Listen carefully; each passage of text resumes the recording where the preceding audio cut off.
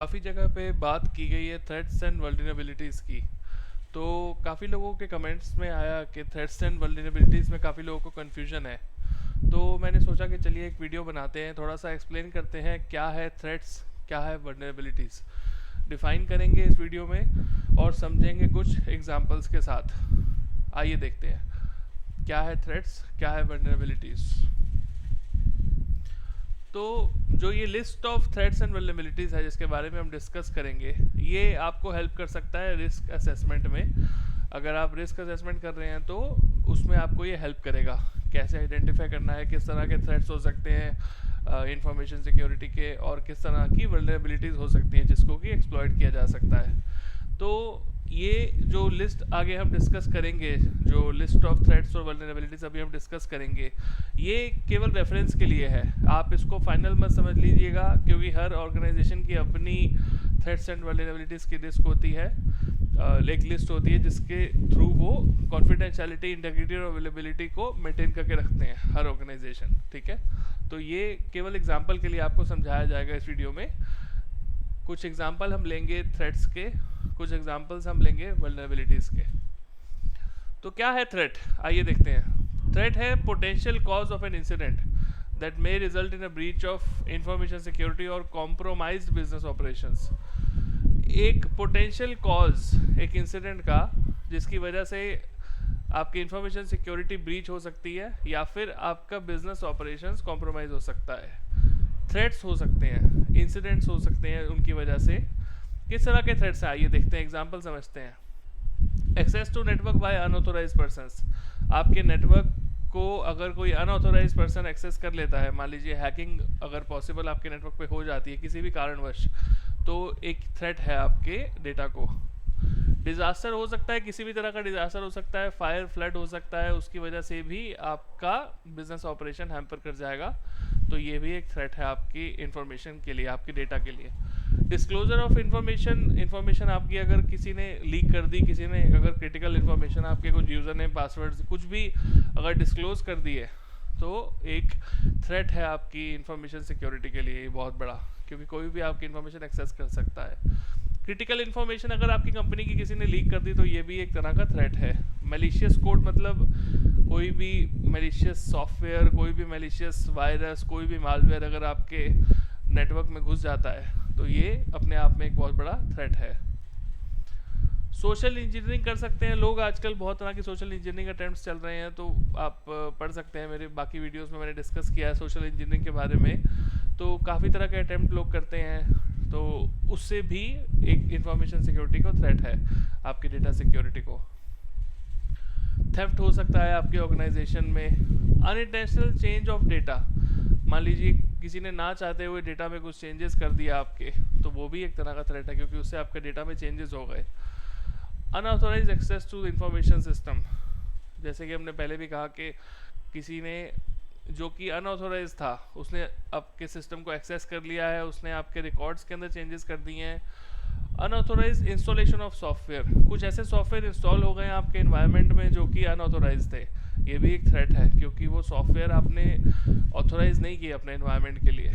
Unauthorized physical access, physical access अगर किसी ने ले लिया है आपके इन्वायरमेंट में, तो वो भी आपके इन्वायरमेंट में डेटा को हानि पहुंचा सकता है, आपकी इंफॉर्मेशन सिक्योरिटी को हानि पहुंचा सकता है।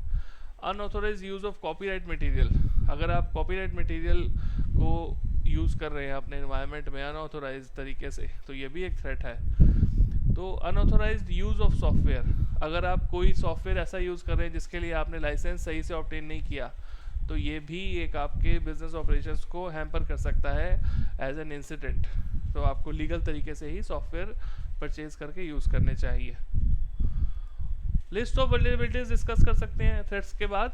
वल्नरेबिलिटी क्या है? वल्नरेबिलिटी एक वीकनेस है किसी भी कंट्रोल की या एक एसेट की, किस तरह की वीकनेस होती है जिसको कि एक्सप्लॉइट किया जा सकता है, ठीक है, अटैक के लिए, इंफॉर्मेशन की कॉन्फिडेंशियलिटी, इंटेग्रिटी या अवेलेबिलिटी को ब्रेक करने के लिए। तो किस तरह की वल्नरेबिलिटीज हो सकती हैं आइए देखते हैं। पुराने पासवर्ड अगर आपने रख रखे हैं और चेंज नहीं किए, तो पासवर्ड्स इजीली लोगों के एक्सेस किए जा सकते हैं, क्योंकि अगर पुराने पासवर्ड्स आप यूज़ कर रहे हैं तो वो पासवर्ड्स ब्रूट फोर्स अटैक से और बहुत तरह के डिफरेंट मैकेनिज्म से पासवर्ड्स निकाले जा सकते हैं। तो पासवर्ड चेंज करना बहुत इंपॉर्टेंट है। Disposal of storage media without deleting data. कोई भी अगर आप अपने ऑर्गेनाइजेशन से किसी भी प्रकार के लैपटॉप, डेस्कटॉप, कुछ भी अगर आप डिस्पोज करते हैं तो उसका जो स्टोरेज है, जो हार्ड डिस्क है, उसको आपको प्रॉपर तरीके से डिस्पोज करना पड़ेगा, क्योंकि अगर आपने ये नहीं किया और अगर कुछ डेटा वहाँ रह गया तो आपका बहुत बड़ा डेटा लॉस हो जाएगा। तो ये बहुत बड़ी वल्नरेबिलिटी है अपने आप में। इनएडिक्वेट केबलिंग सिक्योरिटी। जितना भी केबल्स आपके नेटवर्क के थ्रू जा रहा है, जितना भी इन्वायरमेंट में आपकी केबलिंग है, वो प्रॉपर सिक्योर होना चाहिए ताकि कोई भी बीच में वायर्स आपकी टैप ना कर पाए, केबलिंग को कोई भी डिसरप्ट ना कर पाए बीच में। चेंज मैनेजमेंट प्रॉपर होना चाहिए आपके इंफ्रास्ट्रक्चर में। अगर चेंज मैनेजमेंट प्रॉपर नहीं होगा तो एक ये भी वल्नरेबिलिटी अपने आप में, प्रॉपर तरीके से आप चेंजेस इंप्लीमेंट नहीं कर पाएंगे अपने इन्वायरमेंट में। इनएडिक्वेट क्लासिफिकेशन ऑफ इंफॉर्मेशन। जितनी भी तरह की इंफॉर्मेशन है आपकी, उसको प्रॉपरली क्लासिफाइड होना चाहिए। अगर आपको नहीं पता कि इंफॉर्मेशन क्लासिफिकेशन कैसे करते हैं तो उसके लिए मेरी वीडियोस ऑलरेडी है इस चैनल पे, आप देख सकते हैं। Inadequate control of physical access. Physical access जैसे कि मैंने पहले भी बात की, आपको उसको कंट्रोल करना पड़ेगा। अगर नहीं करेंगे तो एक वल्नरेबिलिटी है ये अपने आप में।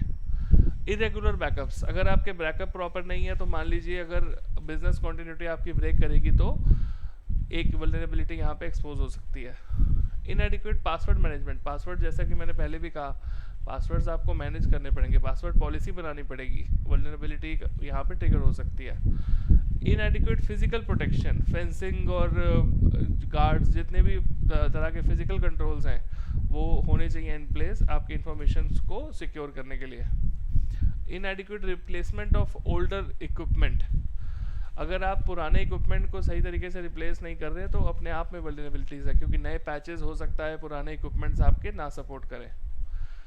इनएडिक्वेट segregation of duties. Segregation of duties से मतलब है कि roles and responsibility based controls. मतलब कि अगर जिसको जिस ड्यूटी की रिक्वायरमेंट है, जिसको जिस रोल की रिक्वायरमेंट है, सिर्फ उसी रोल से रिलेटेड उसको एक्सेस दिया जाए। तो इनएडिक्वेट अगर सेग्रीगेशन ऑफ ड्यूटीज़ है तो यहाँ पे प्रॉब्लम हो सकती है। इनएडिक्वेट segregation of operational and testing facilities. अगर मान लीजिए आपके ऑपरेशनल और टेस्टिंग फैसिलिटीज सेम एनवायरनमेंट में है तो ये भी एक वल्नरेबिलिटी क्रिएट कर सकता है। इनएडिक्वेट सुपरविजन ऑफ एम्प्लॉयज़। तो आपके एम्प्लॉयज़ को प्रॉपर सुपरविजन की आवश्यकता है। इनएडिक्वेट सुपरविजन ऑफ वेंडर्स। जो भी थर्ड पार्टी वेंडर्स आपके एनवायरनमेंट में आ रहे हैं उनको भी आपको सुपरवाइज करना ज़रूरी है कि वो क्या कर रहे हैं, किस तरह से आपके डेटा को एक्सेस कर रहे हैं, किस तरह की प्रोसेसेस इन प्लेस हैं, वो आपको समझना इम्पॉर्टेंट है। इनएडिक्वेट ट्रेनिंग ऑफ एम्प्लॉयज़। आपके एम्प्लॉयज़ को इंफॉर्मेशन सिक्योरिटी की ट्रेनिंग होना बहुत ज़रूरी है, तभी वो समझ पाएंगे क्या हो सकता है अगर उन्होंने ध्यान ना दिया अपने इंफॉर्मेशन सिक्योरिटी के ऊपर। Lack of access control policy. Access control policy बहुत इंपॉर्टेंट है अपने आप में। ये डिफाइन करता है किस तरह का एक्सेस एक इंडिविजुअल को, एक पर्टिकुलर रोल को किसी भी ऑर्गेनाइजेशन में दिया जाना चाहिए। तो एक्सेस कंट्रोल पॉलिसी डिफाइंड होनी चाहिए। अगर ये नहीं होती तो एक वल्नरेबिलिटी यहाँ पर ट्रिगर हो सकती है। Lack of clean desk and clear screen policy. तो क्लीन डेस्क का मतलब है पेपरलेस एनवायरनमेंट, और क्लियर स्क्रीन का मतलब है कि स्क्रीन के ऊपर भी कोई ऐसे डॉक्यूमेंट्स ना हो जो इजीली आइडेंटिफाइबल हो और इन्फॉर्मेशन आपकी इम्पॉर्टेंट हो। तो क्लीन डेस्क मतलब आपके डेस्क के ऊपर कोई पेपर नहीं होना चाहिए जिसके अंदर इंपॉर्टेंट इन्फॉर्मेशन आपने नोट डाउन किया रखी है। और क्लियर स्क्रीन मतलब आपकी स्क्रीन के ऊपर कुछ ऐसी इन्फॉर्मेशन विजिबल नहीं होनी चाहिए जो इजीली यूज़ करके कोई भी वल्नरेबिलिटी एक्सप्लॉइट कर पाए। Lack of procedures for removing access rights upon termination of employment. मान लीजिए कोई बंदा छोड़ के जा रहा है तो उसके टर्मिनेशन के बाद भी कहीं ऐसा तो नहीं है कि वो मोबाइल से किसी को भी मेल सेंड कर सकता है आपके एनवायरनमेंट में। कुछ कंट्रोल्स आपको यहाँ पे ध्यान देने पड़ेंगे। Lack of protection for mobile equipment.